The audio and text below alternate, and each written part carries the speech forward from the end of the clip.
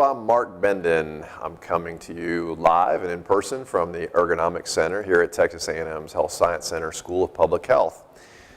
What I want to talk to you today about is technology-induced inactivity. This is one of the problems we're seeing in our modern life, in that we tend to have less and less physical movement throughout the day. As we were designed to be dynamic creatures, this creates a lot of health issues for us. So in particular, we're seeing obesity and heart disease and type 2 diabetes kind of creep up in our society, and we think these are very heavily tied to these sedentary behaviors. So whether it's sitting in the car on the way to work, sitting behind your desk all day, or sitting on the lazy boy recliner at night, we're not getting the physical activity that we need. One of the ways that we've found that we can build physical activity back into people's daily lives is by giving them a standing height desk. And so standing height desks have been around for a long time, but the ones that we're testing have two different types. One is always up at a standing height, and the other is one that you can adjust to a seated height with the push of a button. And we are finding that with the standing desks in the schools, the children are more focused and more on task.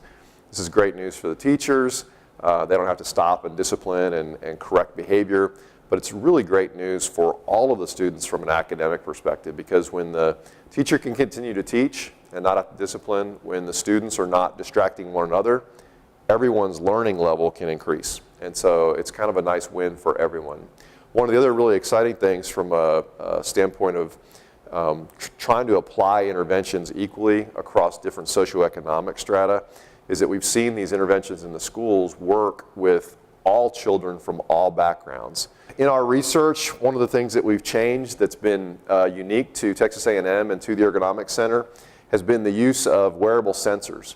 And so we have been putting these wearable sensors on people for approximately 5 years now.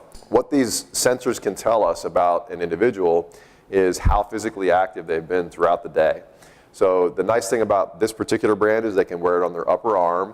So throughout the day, it's monitoring their galvanic skin response, their heart rate, their physical activity with a 3-axis accelerometer. It also takes a look at whether or not you are in a sedentary, a light, a moderate, or a vigorous physical activity level. And we can then download all that data after a couple weeks of wear, and we can see second by second what the person's been doing throughout their day. We can monitor sleep patterns. We can see how much they've been upright, how much they've been walking, how much they've been sitting, and of course standing. By looking at these things and understanding how interventions that we put into the workplace are working, we can improve upon those interventions. So one of the more recent advances that we've been looking at is how to use the computer and the software to prompt the behavioral changes that we like to see.